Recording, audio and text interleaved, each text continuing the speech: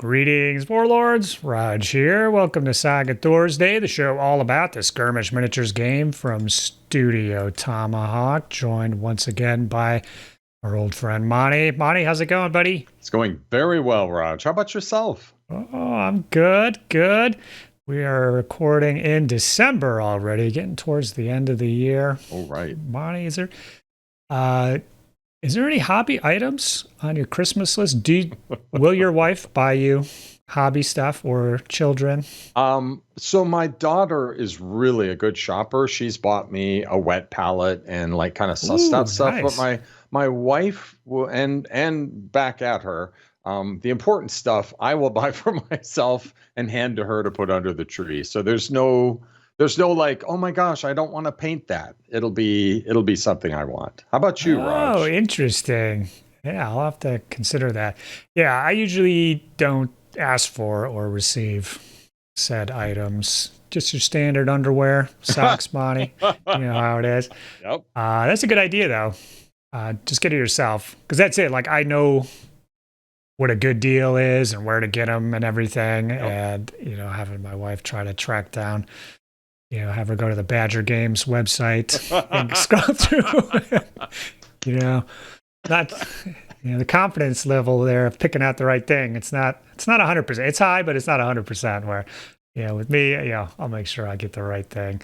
So I like the idea though, just buying it and then having her wrap it. And then, you get to act surprised. You shouldn't have. Thank you. Right. Oh, funny stuff. Well, we got a busy show today. We're going to get to it. The main topic for this one is winning events. Does it take skill or is it all about luck? And we got some thoughts on that. We're going to dig into it. But as always with these Monty shows, we like to hit a few different topics. And we're actually going to talk about a few different events before we get into that discussion. So pop up our little graphic here. Saga news. Monty, there was a big event. Yes. Just recently. What was that? It was the Saga World Cup. Absolutely. So this was a week or two ago as we're recording this. So congrats to all the teams who participated. Looked like a heap of fun. I'm still, as of this recording, we're waiting for JP and activation phase to do a breakdown on that. Now, yes, I think, was Tim on the winning team? Yes, he was. Okay, well, perfect. We'll get the secrets to the event, so that'll be great. And I'm sure won't be surprised if Hamza was on there. Congrats to the Swedes coming in third. Yeah, so well done. Yeah, it was a German team in first. A German team in second, right? Yep. And then the Swedes came in third. So that's right. No American team, but looks like everybody had fun. We'll see. We'll see for next year where it goes and how the dates line up. I know that was Thanksgiving weekend for Americans, which is a tricky travel weekend under best circumstances. Yes, it is. To say the least. So yeah, keep your eyes peeled for that. And let's move on to the big event here in the United States, Monty. We're talking Adepticon, the big one. So the patrons already knew about this, but we'll spill it here. We've got the lineup ready to go. So Thursday, the one I'll be running is Age of Crusades and Chivalry. Nice. So this will be, singles event, 3 games, the usual business. The rules packets will come out a little later. They're still being polished, but most of it's locked in. Now, I don't have any special knowledge about Age of Crusades, or Age of Chivalry. We're kind of hoping that it's out. Just hoping that it'll be out. So if it's not, and we're going to keep the door open till the very last second. So, wow. If somebody from Studio Tomahawk is there that morning and is handing out battle boards and rule books, we'll go with it. Woo! I don't think that'll happen, but That's what we're going to keep it open.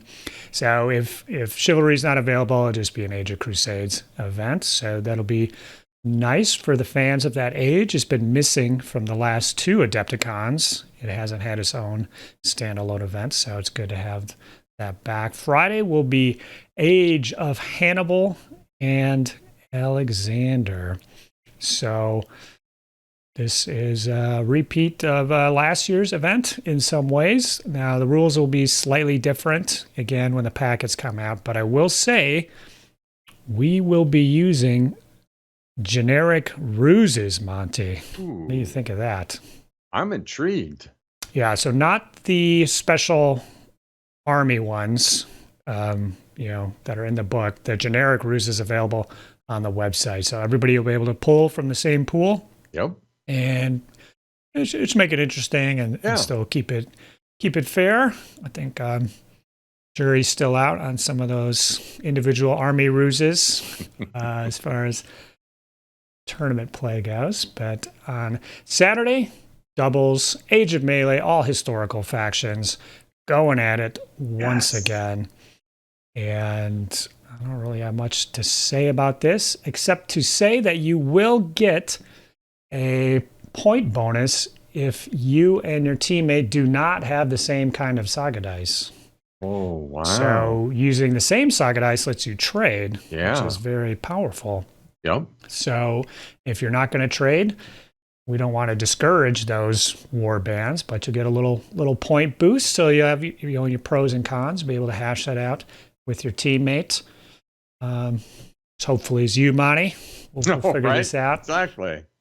Yes, we need to brainstorm. We won't wait until we won't wait till the week before to kind of try to figure pretty it much. out. Yeah, I came down the last 2 or 3 weeks before. It did. Do you want a partner? Yeah. Okay. Why didn't we think of this 5 months ago? Okay. And lastly, Sunday, the big one, Age of Vikings and just Invasions straight up mixed in. So always good. In play with old friends, new enemies last year, about half the boards, and now the other half will make it in. So that should be a good time. Monty, how are you feeling about this lineup here? I love it. I probably have a little bit of painting to do, but that's fine.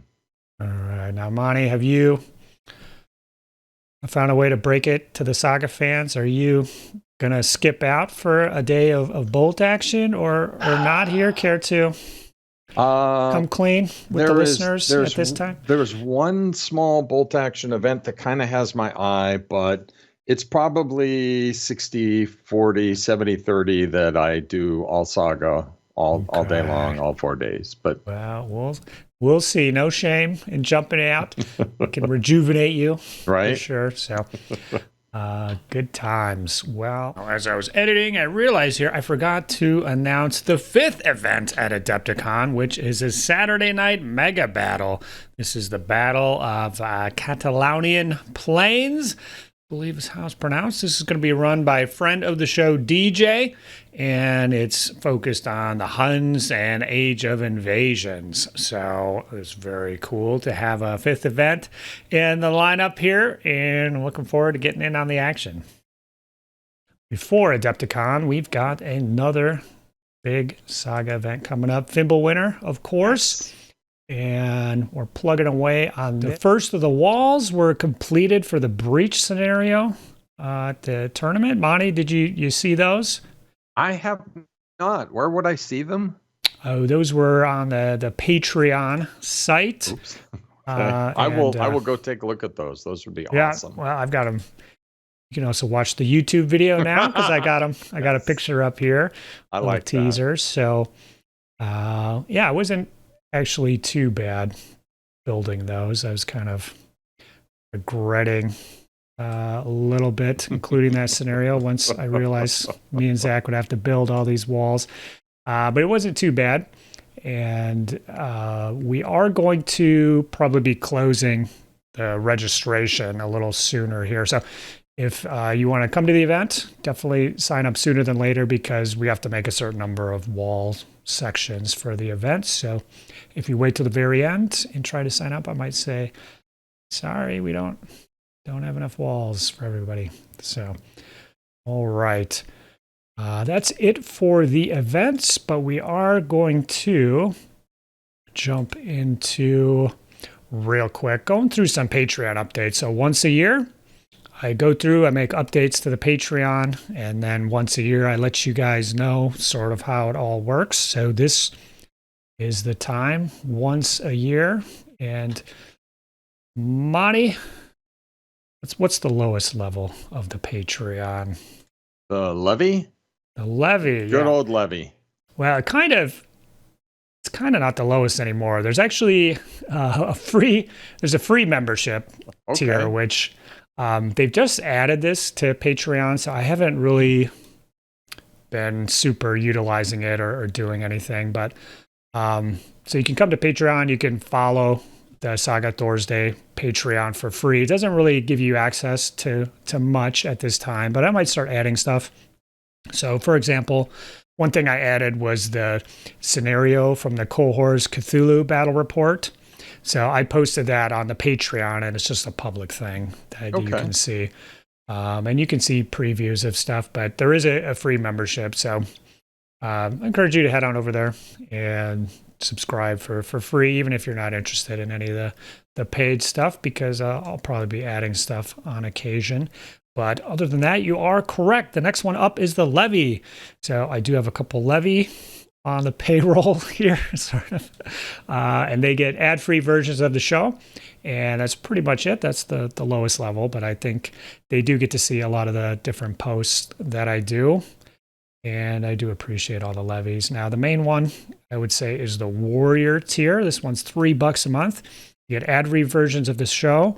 You get to an additional Saga Thursday video every month. So the last one was taking a look at my pile of shame and kind of seeing my personal space. So some people like that. All of my tournament victory reports have been done on the Patreon. And there's a couple spoiler videos out there. So Age of Chivalry, there's a video out there about the different factions and the equipment options currently available. So you can head on over there and check it out.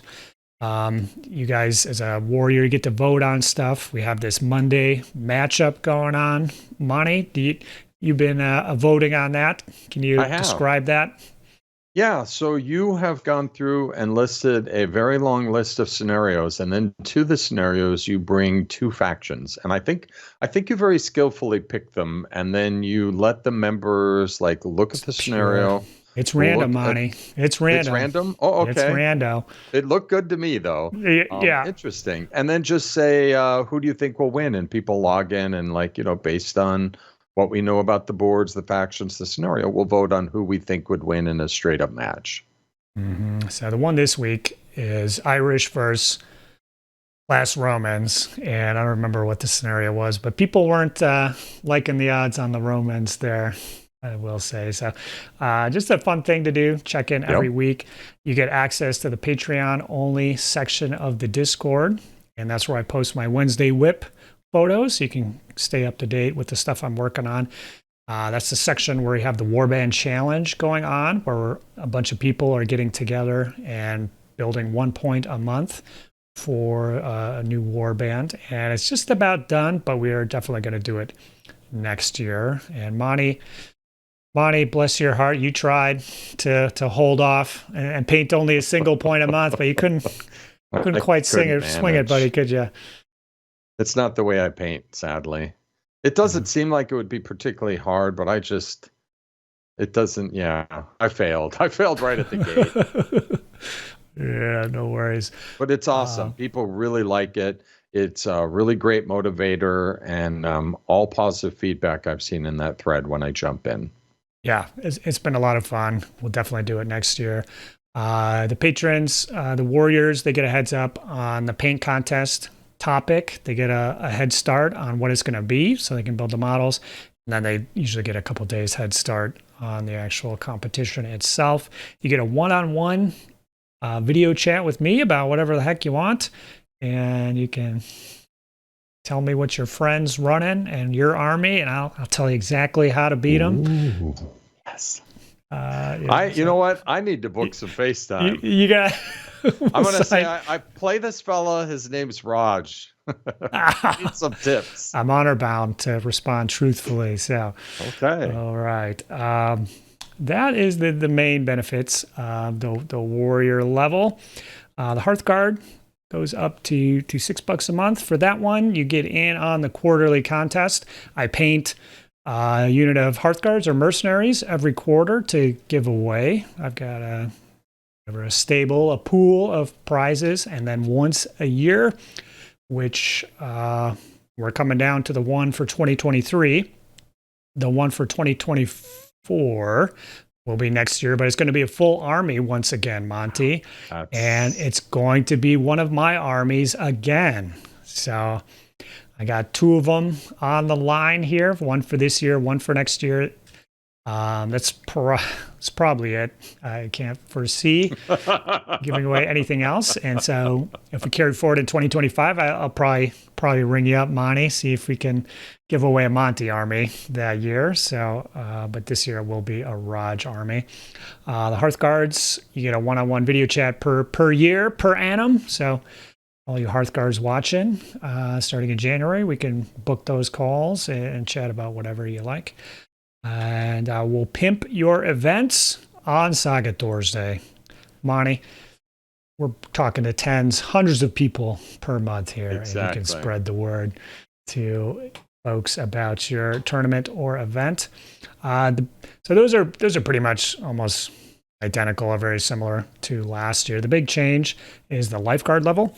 This one's $12 a month, and this is where the loot comes into play.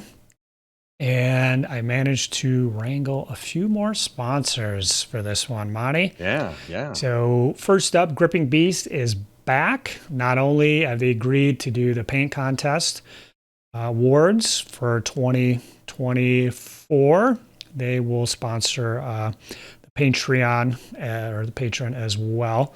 Let me go through all the sponsors and then I'll say how it's going to work this time. So Reconquer Designs is back. So that's Marcos over in Spain, but he is American. He was Spanish, but he confirmed to me he was an American. When I asked about his English, he's like, dude, I'm American. I can speak English fine. So yeah, thanks to him for 2023, and he's back for 2024.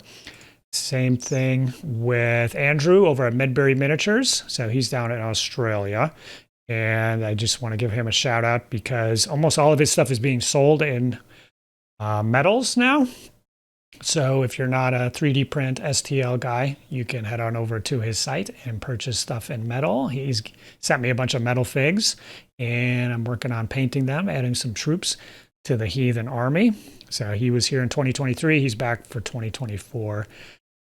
So now we get to the three new sponsors jumping on board. We have Scrofa Miniatures.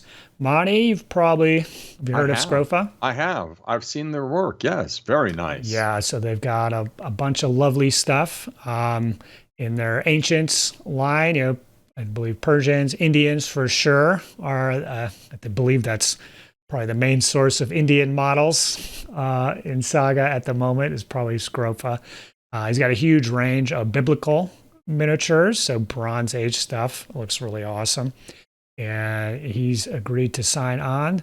So that's Louic in France. So we've got Spain, France, Australia, UK with Gripping Beast. Let's keep it going with Black Knight Miniatures. So this is Eduardo in Italy. Wow. And so he's kind of a newer upstart on the historical miniature scene. So he's got a lot of, I would say, Northern Crusade type stuff, Baltic Crusaders, Teutonic Knights, and the peoples they fought against seems to be what he's been doing so far. So he's agreed to come on board, and that's really cool. And lastly, we got War Games Atlantic, Monty. So my contact over there is Hudson. I believe he actually is the owner of the company as well. So he is in the U.S. and he's got partners in China, down in Florida and stuff. And that one's not a one-man show like the others, larger team there. So they've agreed to come on board as a sponsor as well. So the way it Nice. works, last year, one person would get basically all the prizes. The way it works this year is everybody is going to get one thing or two things for sure. So it's STL files, so the digital files. So we don't have to worry about shipping. Some people in the US, some people are international. So you get your STL files. So everybody at the lifeguard tier is going to get a gift every 3 months, but one person is going to get the mother load from every single one of these sponsors is going to give them something. So everybody gets one or two, and then one person is going to get 7 different goodies in their digital goodie bag. So pretty excited about that. That's a significant improvement over last year's loot. So yeah, hopefully that'll drive a few more people to sign up at the lifeguard level. But I definitely appreciate those sponsors, and we're going to follow along with them throughout the year. Every 3 months, we'll check in, see what their latest release is, because most of the prizes are going to be the latest releases. So Nice. Yeah, pretty excited to have these folks on board with Saga Thursday. Very cool. All right. There's one more level, the Warlord level, $24 a month. You get one-on-one, not a one-on-one, but a month quarterly chat in the Warlords Moot, where all the Warlords get together, chit-chat. And you do get the free Rodge miniature at this level, STL files. And I'm working on a new Patreon miniature. So every year I'd like to kind of do a new mini, and something I'm working on, but haven't quite squared away for 2024 yet. So all the Warlords will get the Rodge miniature, hopefully a new one later this year if I can work it out. But that's about it. That's a lot. Yeah, and I will say, seen a big increase in the membership since the start of last year compared to the start of this year to the end of this year. And so with everything going on with the support, we're going to have Saga Thursday every week in 2024. So it's a return to that. So that does include the Patreon only episodes. So most months have 4 weeks of Thursdays do they not, Monty? It's a pretty fast schedule for you, dude. Yeah. So typically in a month, there'll be 3 Saga Thursdays on YouTube, 1 on the Patreon. And then in 4 months out of the year, there's a 5th Thursday. And so 2 of those will be for patrons only, and then 2 will be public. And the first 5th Thursday of the month is going to be me talking about Age of Magic 2.0. So nice. Kind of like a developer diary type video. So I think that'll land in March or April 2024. I don't really looked at the calendar, but I believe that's when it's going to land. So yeah, busy schedule for 2024 here, but feeling pretty good about everything, and couldn't do it without the support of the Patreon. So definitely consider heading on over there, giving your support. And finally, I think we can move on to that juicy main topic here, which is, does skill or luck win events? So there is a reason I chose this topic. Do you remember why I chose this one, Monty? I think so. 3 or 4 weeks ago. Let's see. Let's test your memory. Right. I think so. And if I remember right, it would be because you have not lost at a Saga event. Monty, you don't have to say that stuff. You're so nice. That was unprompted. Wait, let me get my script here. We go. That's pretty good. No, yeah. So I'm on a little bit of a tear in 2023 as far as events go. So I just kind of realized it. And if you've listened to the Iron Man coverage on the Strategicon of Saga podcast, I realized I didn't realize it towards the end of the year, just prior to the event, that I was on like a winning streak. So I went back and looked. So at a tournaments this year, events, whatever you want to say, I am undefeated. Now I do have 2 draws at Adepticon. So my first event was just 2 games at Fimbulwinter as a ringer. Jumped in, won them both. At Age of Magic at Adepticon, I had a draw against Charles in the final round.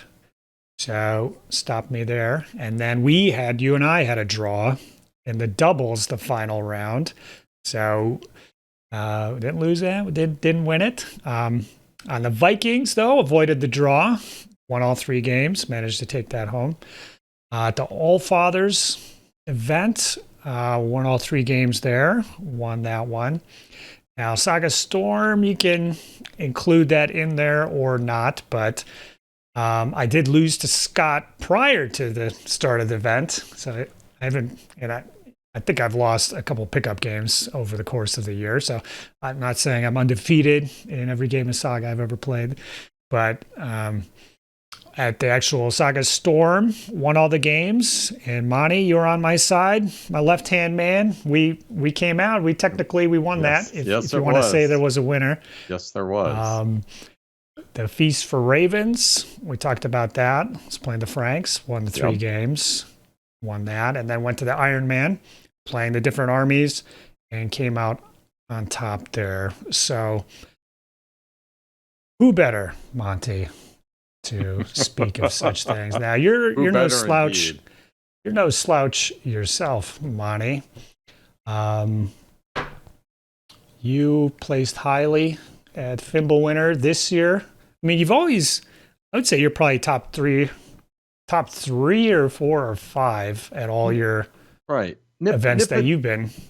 Nip and tuck. I do get my way through the first 2 games. Adepticon, I had a stellar run, my best run ever at Adepticon. Yeah, so you won Age of Magic, right? Right. I won Age of Magic. So you've got to win. Right. I went 10-1-1 over 4 days, and that was really good. But out of it, one of those was like a very top finish. There's a lot of competition. So winning all your games doesn't mean you end up in the top spot. There's a lot of people, you're trying to crowd out in that. But last year was a good year, usually getting to or in the running for a top table. But the hard part is you gotta close out. You gotta get that win. If you make it to the top table. Yeah. So I just want to establish we're not sore losers or people looking on the outside, looking in. So this is our perspective as people who do manage to win events through a combination of skill or luck. So why don't we? I don't know the best way to break this down here. Do you need skill? We'll just talk skill alone. Do you need skill to win an event, Monty? You do. You need to have a base level of understanding of the rules and how the game's played to just get through those 3 games. Otherwise, like if you're brand new, I'm sure somewhere it's happened, but generally, if you're brand new and you manage to roll your way through a win, you probably will lose your next 2 games. You can kind of get lucky once, but if you need some level of skill to win out over 3 games in a field that is like more than, let's say, 8 people. Okay, yeah, that was going to be my caveat here. So if the event is 8 or less, I think you can just get lucky, Forrest Gump your way through. Yes, and because you're going to be the only guy at an 8-man event, you'll be the only guy with 3 wins. Right. At the end of the day, typically. So I think in an event that's smaller like that, and so a lot of Saga events are on the smaller end, So All Fathers was 8, Feast of Ravens, I don't know if we had 12 or 14 or whatever. Yep. So I think the bigger the event, so Age of Vikings, we had 32, 34 players. Yep. So at that point, definitely, you're not just going to get lucky across the 3 rounds because once you have, I feel like another person who's won 3 games somebody who knows what they're doing is going to come out ahead of someone who just got lucky over the course of 3 games. So, yeah, I would agree with you. It does take skill to win an event most times. Now, let's get to the luck aspect. This is probably what we're going to talk about more, but I think we're on the same page here, but I don't know. I'm curious to hear what you have to say. Do you have to be lucky to win an event? Okay, so I'm gonna have to throw a broad net on what lucky means. And sure, we can talk about right. Because there is different kinds of luck in different aspects, and if you were to, dark cloud parks over your head, you're a good player, you've done some prep, you show up, you go through 3 games. If you simply had wall-to-wall bad luck, I can't really see you getting 3 wins. You've got to have some luck. You can have your skill, but you need some element of luck to kind of help make your way through. And I can think of quite a few specific examples, but I'll let you kind of go back first before I buttress my argument. Mm-hmm. Yeah, I agree. You have to have some luck. So kind of the gist of what I think we're going to get at here is it takes skill and luck is what win events. And we can drill down on the luck aspect. I don't think anybody is going to question too much the skill aspect. But there's different ways to talk about that. Maybe we'll circle back. But yeah, so, and this is not to belittle anybody, or if you've won a tournament, we're not saying you won because you were lucky. Right. Everybody who wins a tournament is lucky.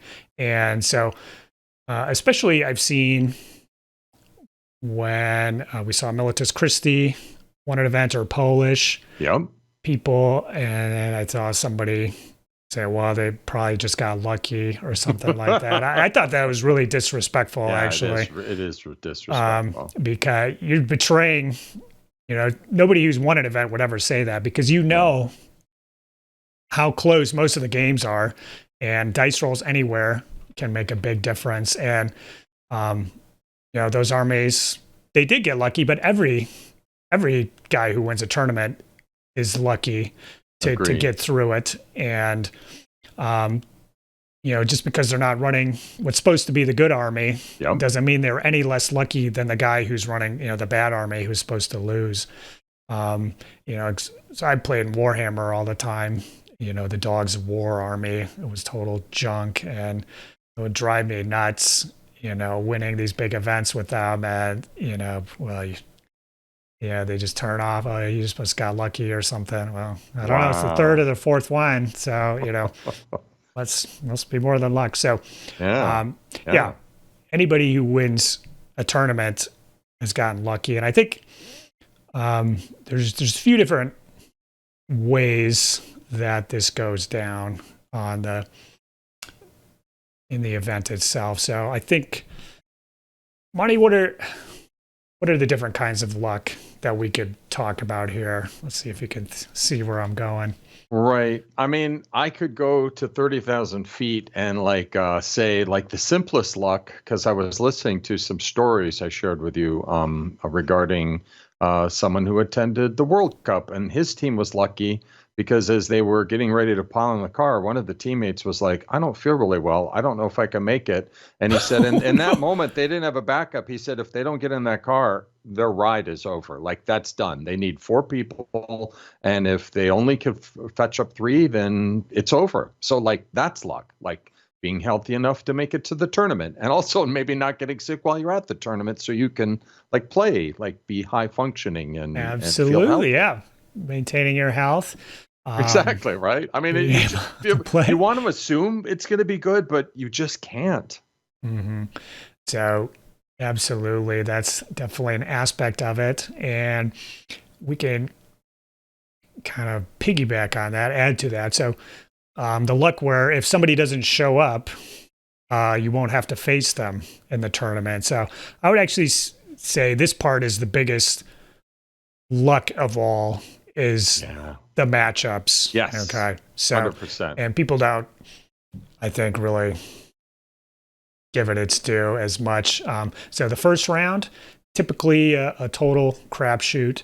And we 100%. see this quite a bit at Adepticon where you could get a very casual player Yep. who never plays and they only play at Adepticon, which there are those people. Yep. Or you could be lined up Respect. against me or Monty. Right, for your first game. And, you know, that makes a huge difference to your tournament run, the skill of your first round opponent. And frankly, you know, your second round opponent, because two of those casuals are going to get locked up out of somewhere in that, 30, 40 guys, two casuals are going to play, and one of them's going to win. So it's going to carry forward to the second round. You're still going to have maybe a pretty casual player. And if you were lucky enough to be matched up against them, and so the submarining, Monty, it's real, because it is real. You got to, if you're going against max points, you're probably playing against one of those veterans. So you might be a pointer behind, but you're playing against a significantly less skilled opponent. So the other thing too would be, if we're talking about a 3 or 4 or 5 round event where you're probably going to be running into some top talent. When are you going to face them, and what scenario are you playing them against? And did you get lucky and you're playing them round 2 and you guys just happen to get matched up, but that's the one scenario where actually you have the edge against their particular army. And if you had met them in rounds 3, 4, or 5, you would have gotten blown out, perhaps, just based off the scenario. Have you run into that, Monty, or experienced it yourself? Right. So I have some thoughts. You're dead on. First of all, I really like the 2-day events like Fimbulwinter. Fimbulwinter is so special because over 5 games, you've got just a little wiggle room. You have no wiggle room in 3 games. If you stumble, if you meet the scissor army with your paper army, if your dice leave you entirely, if you and I open round 1, our first game, and I lose, I'm playing for fun. I mean, I should always be playing for fun, but I'm super playing for fun and clowning around after that because my run is done. In a 3-game event, you generally can't open with a loss and then find your way at the top table. If you're playing over 5, you've got that wiggle room. But back, okay, so I've just very quickly lost your thread there. Sorry about that. No. So over just the scenarios, and right. when you meet your matchup, you're going to have to go through this guy to get to the top, or there's a just 3 or 4 guys, and you're going to have to fight one of them for sure because they're going to be climbing up as well. Exactly. And so to the 5-game event, which there just aren't very many, like that's just really hard to put on. But the 5-game event gives you that opportunity, and you're going to end up like if you and I were at a 5-game event. If we have a good event, we both will meet, and where we meet is important. The scenario we meet, the armies we have, those things are all very important. One thing that I've noticed, because I do sometimes think about this when I swim, I have lots of time to think. And I think like this year I've done really good at, like, I do a little prep, I do a little planning, and I have a very good opening game. Then I have a very good second game.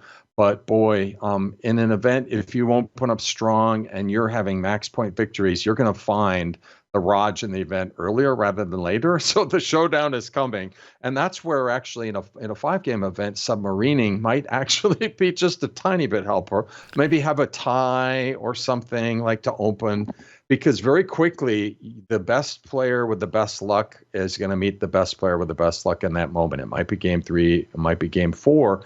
And if you lose in game 4 right before the finals, you're probably done. You had a great run, and it's just not the right place to lose game 4. Absolutely. So getting into scenarios and matchup luck. So I think this plays huge into events that have give you points for a win, but then you have extra credit in killing the enemy warlord or Huge. eliminating this unit or Right. doing this for the scenario. And so I think having, because you can talk about, if you're skilled, you can consistently win. But if you're playing another skilled player, you really need an alignment of the scenario, their army, their skill level to be able to achieve all of those extra goals, extra credit. And so, when I was at the Iron Man, the first 2 rounds, you got a bonus point for killing the warlord, and then there was a point for something else. I can't remember. But at no point was I even close to ever getting either of those in the first 2 rounds of that, just based off the armies we were playing and the scenarios. And there was just no chance I was going to kill the warlord. So you do need luck to have the right matchup. So in the round 3 against Steven, yes, all of a sudden, those extra points became available based off the matchup and the way that the game was going. And so a lot of times you can win all 4 or 5 of your games, but you never got the bonus points. And so you're in the top 10, but you didn't quite really have a chance at cracking that overall because you were just unlucky with the particular scenario and the army that got lined up for that one. And you're just like, well, it's just not going to happen. You agree with that, Monty? 100%. You got to have your eyes on the prize. That's part of reading your packet, kind of preparing and coming in. And like the worst thing to do is like come up to the table, like from the point of view of like trying to achieve, is come up to the table and go, so tell me, what's this scenario about? Your opponent cracks their knuckles and goes, let me show you. Oh, yeah. So to me, that kind of luck we talked about, the opponents, when you're playing your opponent, what scenario, what round, what are the extra credit available in that scenario? That's all. I think that's the big driver for tournament winners, is having a lucky run of those, the right scenario, the right opponent in the right round, and just smoothing your way to victory towards the top. Would you agree with that, Monty? Agree. Other thoughts? If you can, thinking of your stories, and then also by contrast, I'm thinking about some of my stories. Like, if you are on 2 wins, you go to the 3rd game, and you can get your 3rd victory, ideally 3 max points victories. I mean, that's it. Like that just like kind of almost always will solve the puzzle. There are secondary things that the GO can do if like somehow on this day 2 people get all the max points and now their points are the same, they'll go to the secondary stuff. But generally, if you can have a good run, bang out 3 max point victories, you're sitting pretty and, holding your breath, hoping like, oh, will I get called? You want to hear your name. Definitely. Now let's jump into probably the kind of luck that people were expecting us to talk about, which is dice luck. Yeah. So my thoughts here are obviously, just rolling really well will help you win games. But in my experience, when I've won events, it's because I managed to avoid bad luck in a certain moments, key moments, where, just what you expect to happen just kind of continues to happen, and so we all know in Saga, a couple times per game, you're going to get burned or something like that. So this is where the skill comes in, and playing maybe conservatively, for lack of a better word, but not really, letting it all ride until you absolutely have to, and just being able to kind of roll with the punches. Not every combat's going to go your way, but you're not risking, the whole battle on one roll. So I think that's where skill comes into play, is you can mitigate the bad luck by just kind of I don't know, kind of consistently playing above average, making the smart moves, and then the bad luck kind of pushes you back to, average or something, and you kind of just kind of play your way back up to get ahead. And I don't know, that's kind of how I think about it, Monty. Any thoughts there? Yeah, I mean, I think you're right. I mean, certainly your record proves it works for you. I think like there are some hazards, some easy, I don't know if you want to call them traps that you could do, and I fight them all the time. One of them is you come up to the table, and I like to run really punchy war bands like the Saxons. And one time, just for fun, I was like, turn one, if I do this, how would this alpha strike works? And the answer is you put all your dice into this alpha strike, and you're like, in your mind's eye, you're like, oh, this will be glorious, and he's gonna just be so frustrated right at the hop. And then it just collapses like a house of cards. So probably don't do that. You know what I mean? Like to your point, like, you're in it for the long. You got 6 turns. You don't need to open with an alpha strike. If that's your style, like do it. But I mean, that's a lot of risk, and a screw up that early might send you spiraling to a pretty quick loss. Yeah. So you're right. So you gotta know when to risk it, and at some point in some game you may be forced to do it and kind of throw it all out there, and then it really does come down to the dice gods, right? Because usually it's going to be like, your chances are just 1 in 3 that it's going to work, but you'll win the game if it's the 1 in 3, and if you don't do it now, it's going to be a loss. And you're right. Sometimes though it is just based off the matchup. You have to make that decision on the first turn. There will be certain matchups in certain games. And so again, that comes to just getting lucky matchups to where you're not like, well, this is my one chance to grab the objective. If it doesn't work, I'm cooked. And it's probably not going to work, but this is my only chance. So I'm going for it. So I've definitely avoided those moments, especially for that big Age of Vikings at Adepticon. I can't think of any time I really had to just kind of throw it out there. It was all just kind of bread and butter, just kind of stacking the odds in your favor, trying to come out ahead. Every once in a while you get unlucky, just kind of keep moving forward. But if you go back and listen to all of the event coverage, so talk about the Iron Man at the Strategicon. Yep. In each round there was lucky stuff that happened. If you go back and listen to all my tournament reports, all of them have lucky stuff that happened, and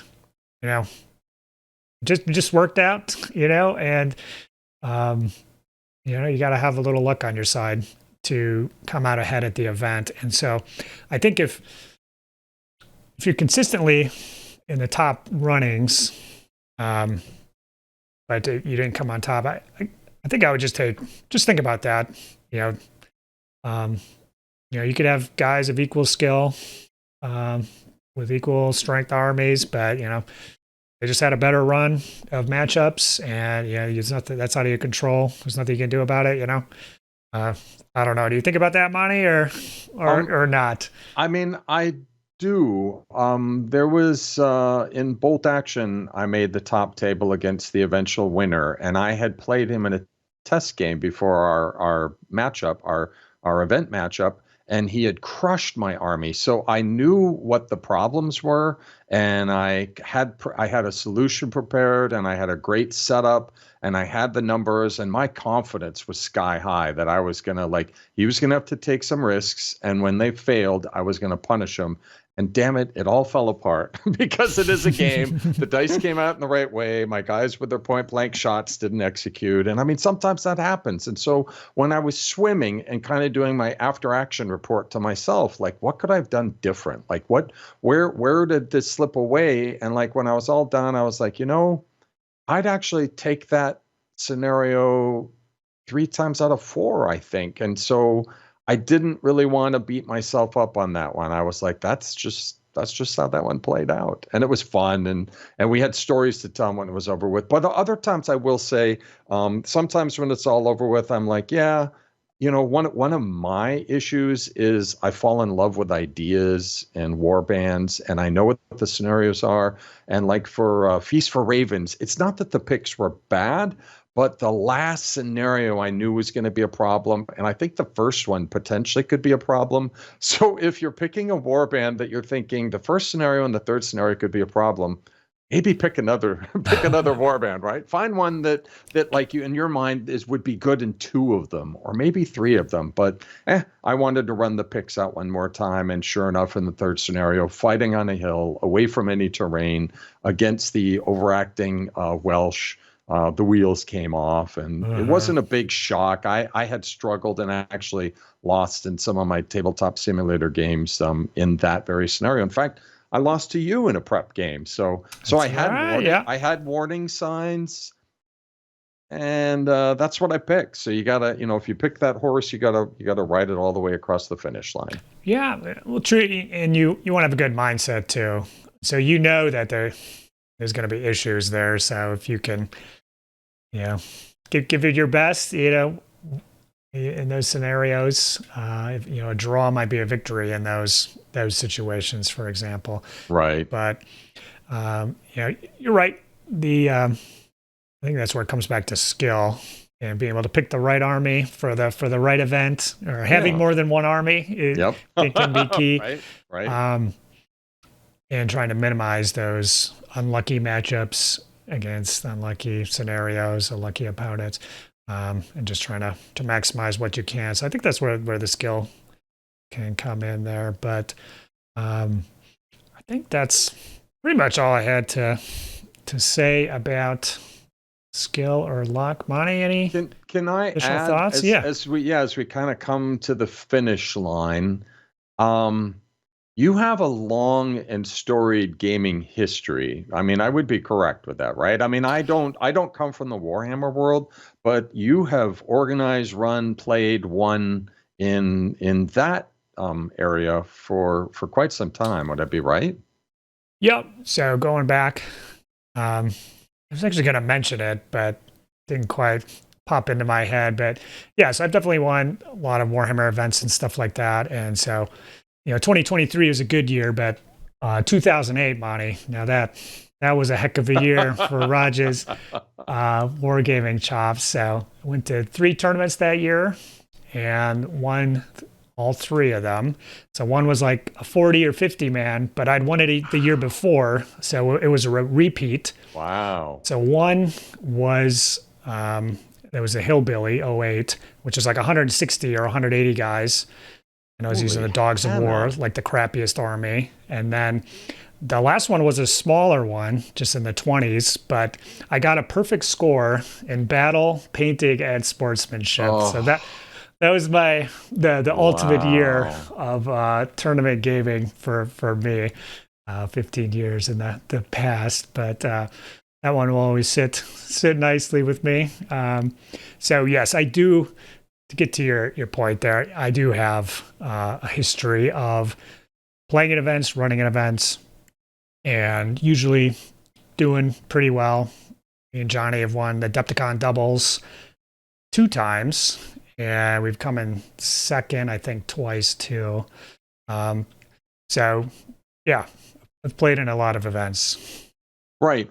And dude, just to clarify, I mean, respect. Like, you are very good at tournamenting, and it is a skill, I think, and it is an art, and and I think sometimes, because I do think about, like, even at Feast for Ravens, when I lost, like when I pushed that one through, like the post game analyst, I did kind of screw up. There was I was freaked out about how much javelin was coming right into my face as player 1, so I kind of put too much into terrain. So there are mistakes you can make, and someone like you have enough experience that you have a deep well, a reserve to reach into and pull stuff out.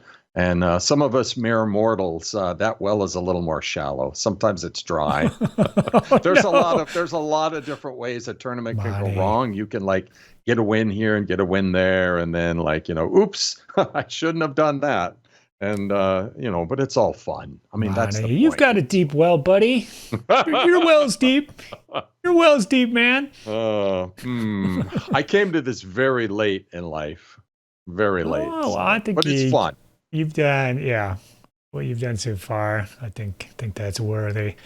But yeah, I think one thing I want to mention is when you are looking at losses, try to not be focused on the luck aspect.